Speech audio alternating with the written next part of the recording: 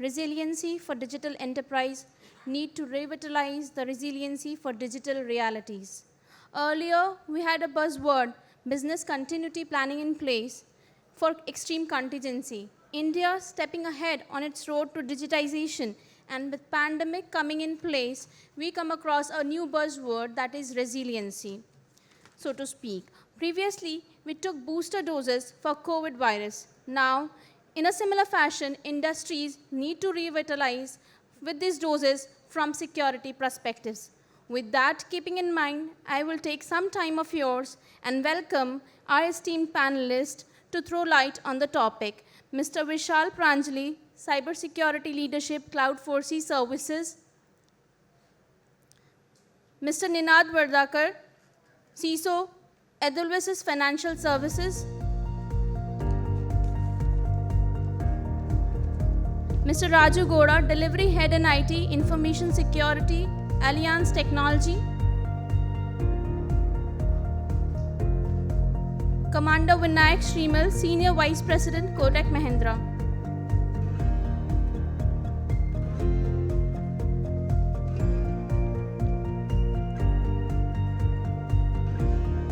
A very warm welcome, sir. Now I would request our moderator, Mr. Vishal, to take this session ahead from here. Thank you. Thank you very much, Neha. Hello all, good afternoon. It's an interesting session after lunch, and I have a challenging task to keep all of you awake for next 45 minutes, right? So we are having an interesting session, and just start of the session, just to keep you awake, I think let's start 1 minute exercise. Will you stand? Okay, no need, I was just kidding, okay. So we are talking about cyber security, and you know security, it's typically a dry subject, so definitely we need to make it interesting. As Neha mentioned correctly, cyber resiliency and how it is different with cyber security. So that first difference we need to understand. When we talk about cyber security, we talk about NIST cyber security framework, how to put the cyber security controls in place, how to safeguard the data. But when we talk about cyber resiliency, the more focus is on how we are recovering from the breaches. Like as in the last session, Mr. Darshan also mentioned, in today's world, board is much more interested, they are not interested in listening that we have been hacked. They are more interested in how we are continuing our business, even if we are hacked.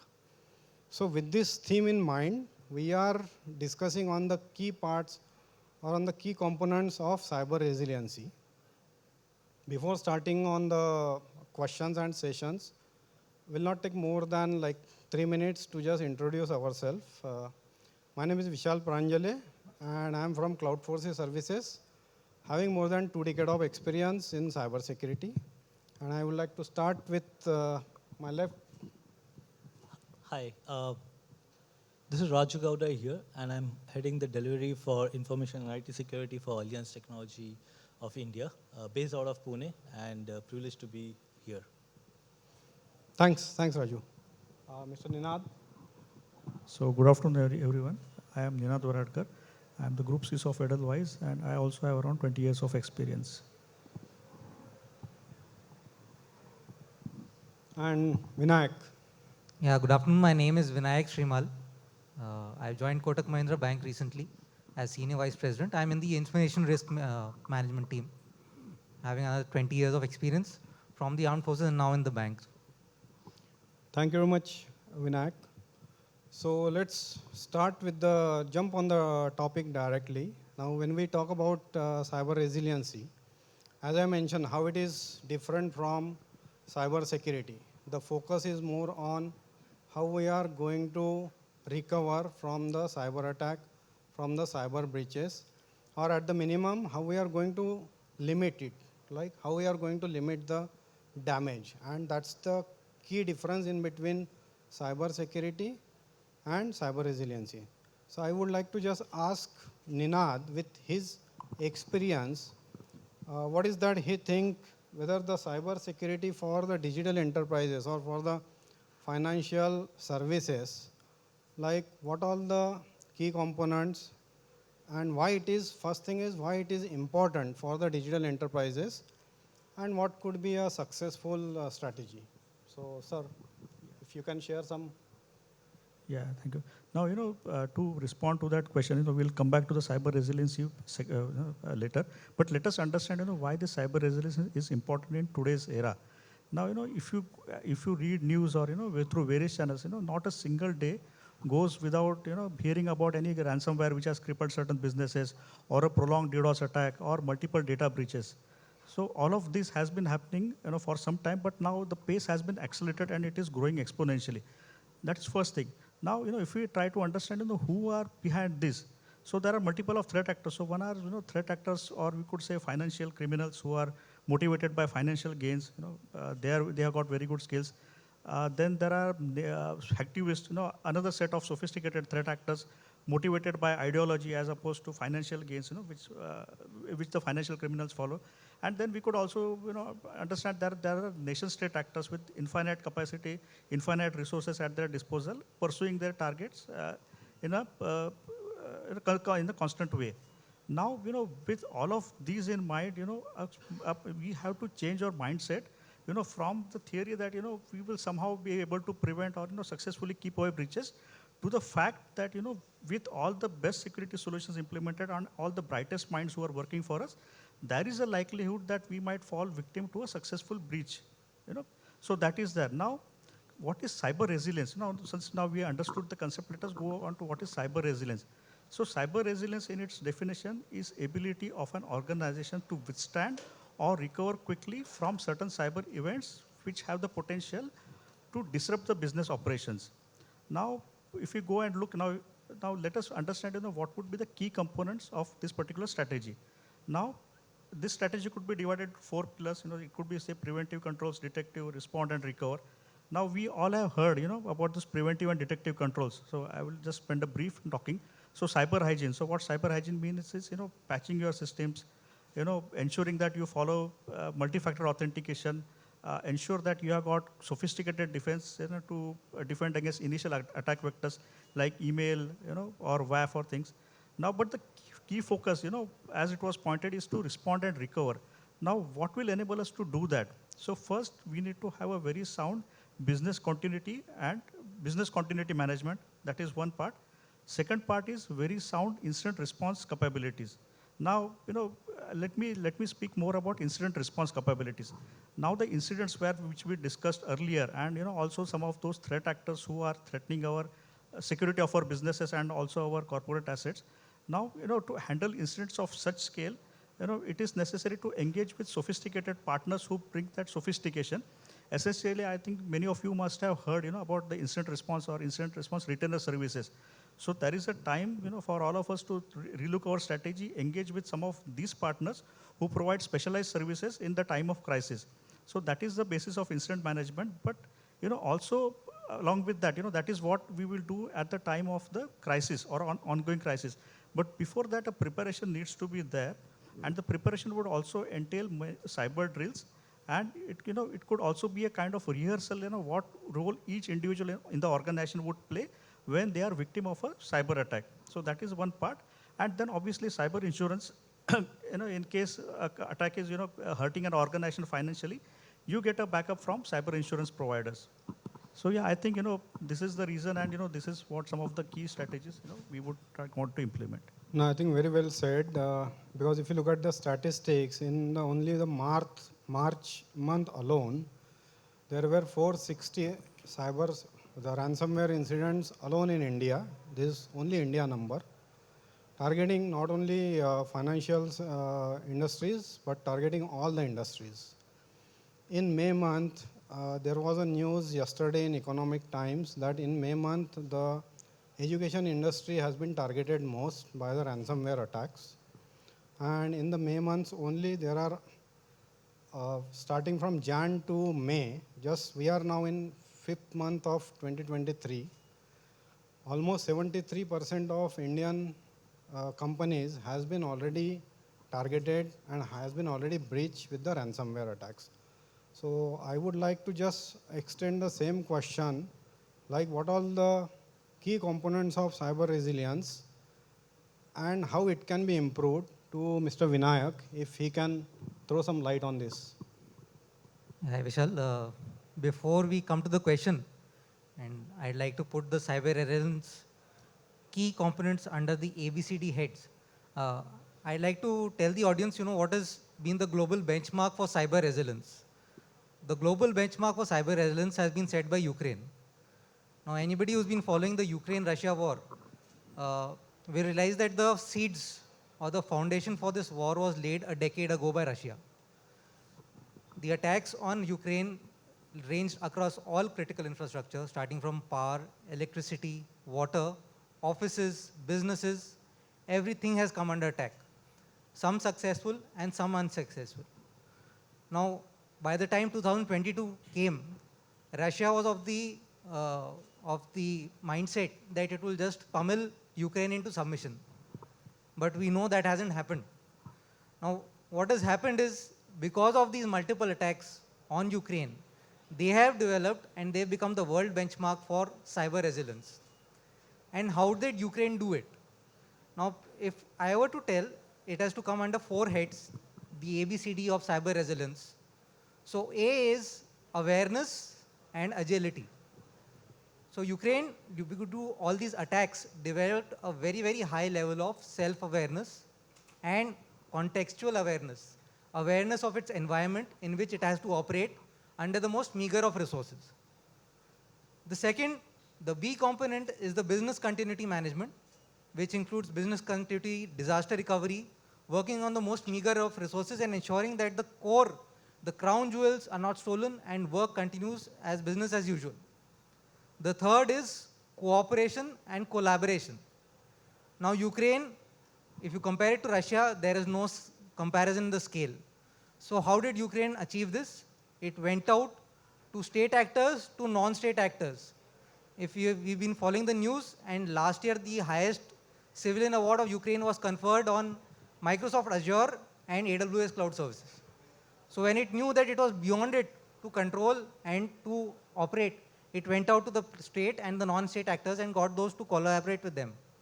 And finally is denial and deception. So one, it denied Russia space, and second, it deceived it at various places at the network level, at the infrastructure level, at the asset level, at the application level to ensure that its critical services continue as usual. And this ABCD is what we have to replicate into our businesses to keep it going. So I think that is the key component for me for business resilience. Thanks, Vinayak. I think that's a very nice abbreviation to put in. I would like to just add 2 points there with A and C. So A, Mr. Vinayak said awareness. It's not just security or cyber resilience awareness. I think we need to change the overall mindset. So with C, we need to change the mindset of the business also, that it is not the responsibility of only cyber security team to try to safeguard the information. We are working for the business, and they are the first responder always, and it is their critical information. So they also have an equal responsibility to take care of their own critical data. That's first thing. Second thing is on the awareness. It is very much vital to have a risk-aware culture, not only security awareness, but to have a risk-aware culture so that every employee should be thinking from a risk perspective whenever he or she is taking any action. Now with that mindset, I would like to go to Mr. Raju just to check how we can measure the effectiveness of the cyber resilience and what would be the minimum some of the activities which we should do for measuring the effectiveness. Thanks, Vishal. Uh, it's basically the mindset. Uh, from a cyber risk perspective, you need to have a mindset of assuming breach, right? And in the previous session, it was mentioned that there is, always a talk in the board, like, fine, we have been attacked. How quickly can we recover? So we need to have that mindset of assume breach, which leads to, one of the key parameter is how is our cyber response plan? What is the maturity of our cyber response plan? Does it have the buy-in from the board? That is of paramount importance when we are trying to measure our cyber risk. Yeah? Stating that anything which we want to measure, it requires KPI, right? So from a KPI perspective, mapping to cyber risk, how is our response time? What is our mean time to respond? And what is our mean time to recover from any attack? Right? That's one of the things. Second thing is more from a patching perspective. We need to understand our ecosystem in terms of the patches which are released. What is the percentage level of patching, so that we are not leaving any gaps for vulnerabilities to be exploited. That's another thing. Uh, third point would be what is our awareness session in terms of what were the successful phishing attempts which were done across, right? So all these leads to understand like what is the success rate of our cyber resilience plan.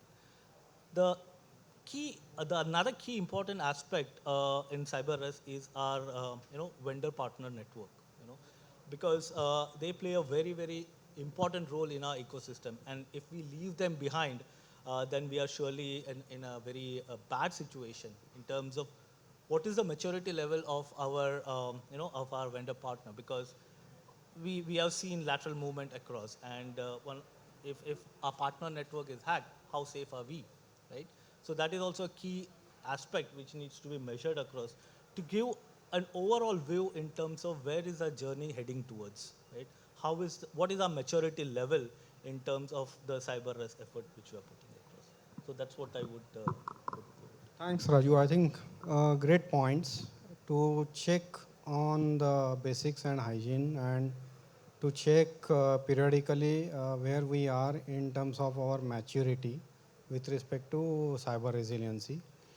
And I think that's where the key buzzwords what we hear today, like zero trust and micro segmentation coming in picture, because if there has been any breach, how we are limiting it, how with the help of micro segmentation or with the help of zero trust, and how we are measuring the overall effectiveness by implementing those controls, and also checking how quickly we can respond to the cyber attacks. So thank you very much, Raju. I think it was really great points. Now, when we talk about measuring the effectiveness, of course, the another parameter is we need to report it to the board also, right? And that's been always a question for mainly for the cyber security team and to each and every CISO, who are sitting here and outside. Like unlike a marketing or any other function where they can just show that I have this much profit in selling this many products. For cyber security, it's really difficult to showcase the return on investment, right? So I just want to go back to Ninad and to check from a cyber resilience perspective, what all the things which will help a CISO if board would know that beforehand. Because for board, I don't think we can just talk about cyber security jargons and try to explain them. So how it would help a CISO, that what would be the things which board should know and which would help the CISO in making them more aware about the cyber resilience and probably taking more and more budget from the board. So, Ninad sir. Yeah, so so we first need to understand the objective of any cyber resilience program is to assure the senior leadership that whenever things go wrong, or whenever something worst happens, the ability of an organization to bounce back and resume its normal operations with a minimal disruption. So this is the fundamental tenet of any cyber resilience program. Now, cyber risk are you can treat it as any other business risk, which board has to be aware of, and ultimately board should lead this particular aspect also. Now, if we have to understand board, what needs to be taken. First of all, we need to have a program where we understand what our crown jewels and critical capabilities are, and then conduct a risk assessment to understand what kind of vulnerabilities or threats these capabilities could be subjected to. Now, if I have to give an example, let us take an example. One kind of security assessment like red team, which is gaining popularity these days. What red teaming will actually do is it will not only identify and show the vulnerabilities, but a red teamer will actually try to exploit those vulnerabilities and actually report you what are the business risks one could subject it to. Now let us take an example. If an organization is running, say for example, an e-commerce portal, And if a red teaming initiative or exercise identifies that there are certain loopholes in the asset and which could be exploited, which could say, cripple down the entire portal, or worse, some of the customers' data could be exfiltrated. Now, both of these things, can be explained to the board, saying that, okay, this is one of our critical capabilities for an organization, and these are the risks, and this is something which it could lead to monetary losses. So one, that is what board will be able to understand that, yes, this is something that needs to be addressed on a priority basis. And second thing, as I mentioned in my previous response also, that incident management. So, during a major incident, there are three core, activities which are happening. So one is the technical response, say you have been compromised and there are certain technical or IR teams which are working on that. Then there is a communication aspects, probably we all have heard, there are regular communications which need to be disseminated to various stakeholders, including your investors, including, customers, including the regulatory bodies or including the government authorities, depending upon what kind of organization you are. And then, there are certain teams which are focusing on rebuilding and restoring the operations. Now, if you leave aside the technical part, the other two component, again, it's a role of a senior management to pass on the right message and, ensure that, the organization is heading in the right direction to, to come out of the stage, where the operations are crippled. So, to obviously to enable the board, to go through all of this, we also need to have a practice or a program where we need to have regular cyber drills, and each board member also needs to be on board, and they also need to be given their responsibility, saying what exact role are they going to play. Because as they say, practice makes you perfect. In case of a cyber incident, it's not easy, because it's always it's a panic and chaos situation. So then, in order to have a measured steps and onboard the board, I think these are some of the initiatives which we can undertake. Thanks, Ninakji. Very well said. And I remember in one of my previous organization, when we started this cyber security incident tabletop test or the simulations, and we actually started for the senior management, including board, including CEO and CEO also. The first question they ask is, what is this? How it's going to help the business? And we had to explain them why we are doing it. And it's a journey. It's not a one-stop solution. After a couple of cyber security incident tabletop simulations, or more than three simulations, the overall board also understood the importance of that. And not only for India, they made for all the APAC level offices, asked them to participate, and they asked us to schedule it for all the APAC level offices.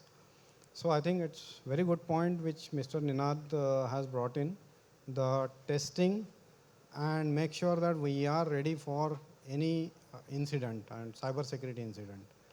Now with this background, I would like to again go back to Mr. Vinayak to see from a cyber resilience perspective, like what all the key technical controls which the CISO or the cyber security team would be looking for and we need to implement in our organization. Yeah, so broadly, what has happened in the cyber resilience framework is that we moved from a reactive to a proactive approach. Rather than wait for an incident to happen or for the patching to be completed, we are moving to a scenario where we want to anticipate things and close them down before we even face them. So broadly, there are 4 aspects again under which this happens. The first is anticipation. So the anticipation components include cyber threat intelligence, threat modeling, tabletop exercises, red teaming, to understand how vulnerable or how secure my environment is. Now, once we understood the anticipation part, and of course there are various flavors to all of these, to the threat intelligence, to the threat modeling, there are various flavors to it. Now, once we've closed the anticipation part, the second part or the second silo is to withstand. Now, in the face of a DDoS attack or in the face of a ransomware attack, what is going to be our strategy? Who are going to be the first responders? From all aspects, not only from the technical aspect, from the business aspect. Who is going to be the first responder? What is his actions? What are his first actions? And this withstanding part has to be repeated over and over again. And again, it has to be aligned with the business goals. The third part, of course, is the recovery, where you learn from the first and the second parts and start recovering to a full capacity if your business has got eroded or if your capacity has gone down. Then you try to recover to the full sense. And the last and the most important part is the root cause analysis, and thereafter adapting the environment to meet future threats. Now, the adaptation part and the root cause analysis is unfortunately the the one which gets the least of focus, and which is the reason why these incidents happen over and over again. So typically the focus goes back to business as usual and running the day-to-day operations, and the root cause analysis and the adaptation part often gets left out. So the most critical part of the cycle, of course, comes towards the end, and this cycle goes on over and over again. And now what has happened is there is an over-dependence on technology, whereas the people and the process components often get left out. So it's important to align the technologies and also train the people and mold the processes so that all three are in alignment and the entire ecosystem becomes a secure and single entity. Thanks, Vinayak. I think, again, good points. And if I can relate my experience, when we talk about people, process, and technology, so this people, process, technology, it has a specific flow. It is not just like that we are saying people first, then processes, then technology. People always first, right? Employee safety and employees, they are always first. Second is processes. Until and unless we have a strong processes in place, we cannot change the world. And last comes technology, wherein you have a technology around it, but have a strong processes, and then only technology will be able to help you out. Normally what I have seen is the organization go in the reverse order. They go technology, processes, and people. They think that if they implement like 100 tools, cybersecurity tools, then their network or their infrastructure or their data is secure. That is not the case. They need to have, it needs to complement with the strong processes and of course, good skilled expert people, right? So very well said. With that, I would like to just shift the angle little bit and go to Mr. Raju, because while talking, Neha also mentioned that we are hearing business continuity and business resiliency. And now this is a new word, cyber resiliency. So I would like to just check with Mr. Raju how the business resiliency from a BCP point of view is different than the cyber resiliency. Sure. Sir. Sure, Vishal. Before I take this one, just to add on to the earlier point, automation within our cyber ecosystem, that is a very crucial one, because as we know that we are scarred in, from a talent perspective, and that is where how do we automate things so that the L2 engineers which are having, day in and day out, they're looking across alerts. How can we mature them in actually identifying the needle in the haystack, and that brings us towards a very mature thing in terms of adopting to any crisis and responding to any threat. Just to add on to the previous point. No, that's very correct. In fact, I remember again, I'm just giving an example from my previous experiences. When I joined that particular company, the patching cycle was for critical patches 1 week to 2 weeks. And then accordingly, high, medium, low patches, it was around 1 quarter. After I joined, I said nothing doing. We need to reduce the cycle. Because for zero-day vulnerabilities, we cannot wait for 1 week, right? Within a week, everything will be at toss. So we reduced the cycle and we started shift left program. And at the end of the program, we changed the cycle from critical 1 week to 2 weeks to 2 to 3 days, and high 1 week, medium 2 weeks, medium and low 2 weeks. Within 3 weeks, we should be having all the patching done for all the applicable infrastructure. So I think very well said, and of course we need to take help of automation to do that. Coming on to the original question, Right. you know, we talk about business resiliency, we talk about cyber resiliency. Is it same or is it different, or how it is? Well, what we think is cyber resiliency, as the name suggests, it is how resilient are you in terms of crisis, and what type of crisis? Cyber crisis, in terms of ransomware attack, the DDoS attacks, and so on and so forth. So, but when you talk about the BCP, it encompasses the overall business. How resilient are you from a business perspective? Like COVID has taught us the right thing, right? In terms of how can we quickly recover and run your functions? How can you quickly get up? You know? So that is what comes from a business continuity perspective, and where the key components are like, have you conducted your BIA, business impact assessment? You know, do you know what are the critical functions? You know? So that is one element of BCP. But when you talk about cyber resilience, do you know what are your crown jewels? Okay, so identifying the crown jewels, be it in the cloud, be it on the on-prem, so that is a core component. And how do you protect as well as build resilience around that, in terms of even if it is compromised, okay, how quickly can you recover? And that is where your response plan comes into picture. So that is the key subtle difference, what we are saying from what is the difference between BCP and resiliency. Sorry, you had a question.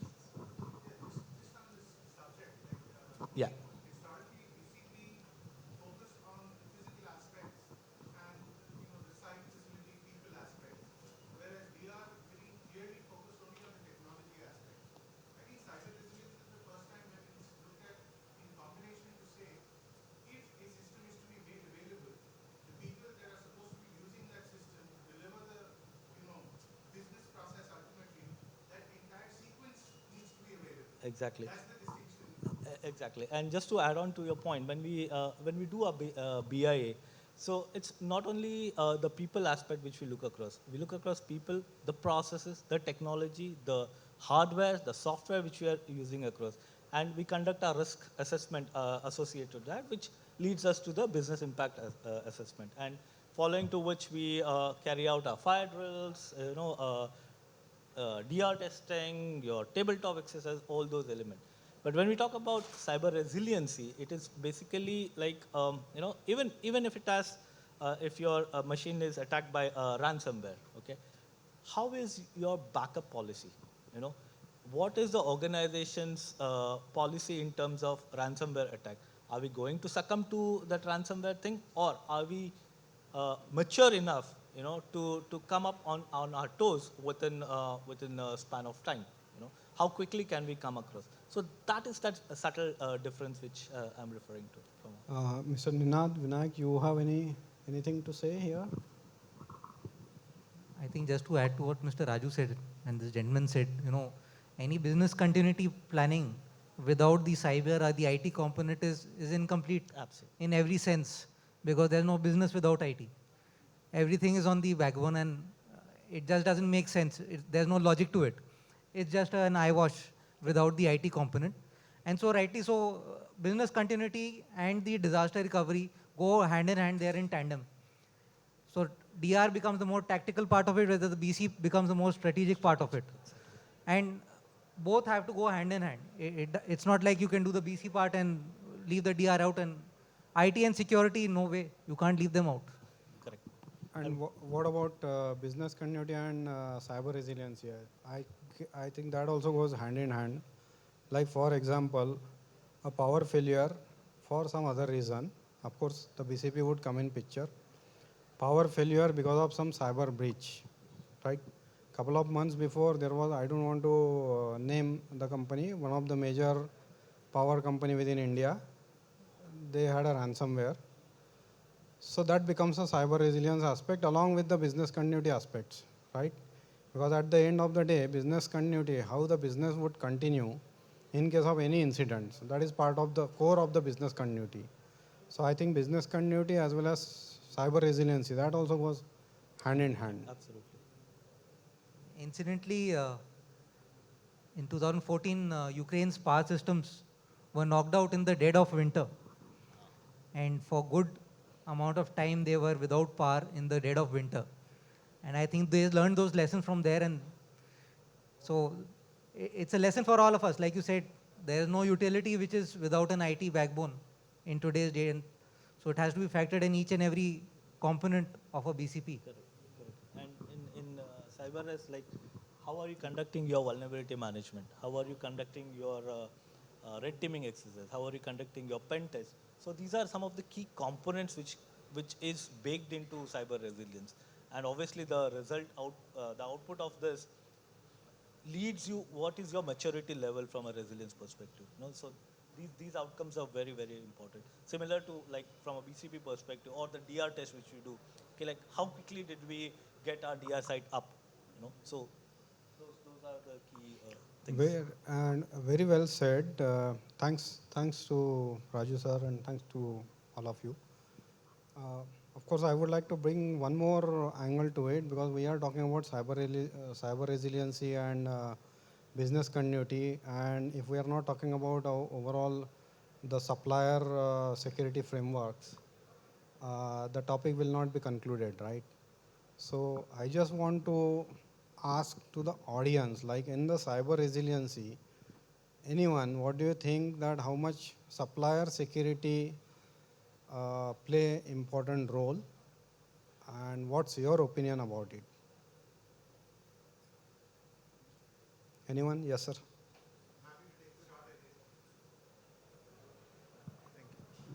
I'm happy to take a shot at it. My name is Rajat Sen. I'm from FINSEC.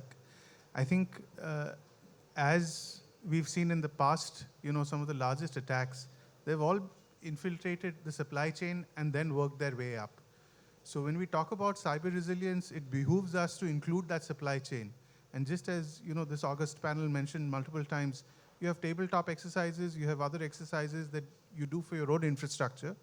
We need to now start including our supply chain in that, because that entire supply chain is a risk to you. And you need to see what is the level of risk and how best you can prep for it. Right, thank you very much. Thanks for the insights.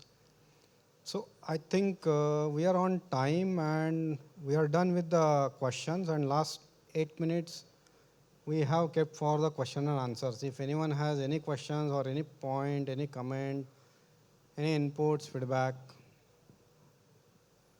anyone has any questions?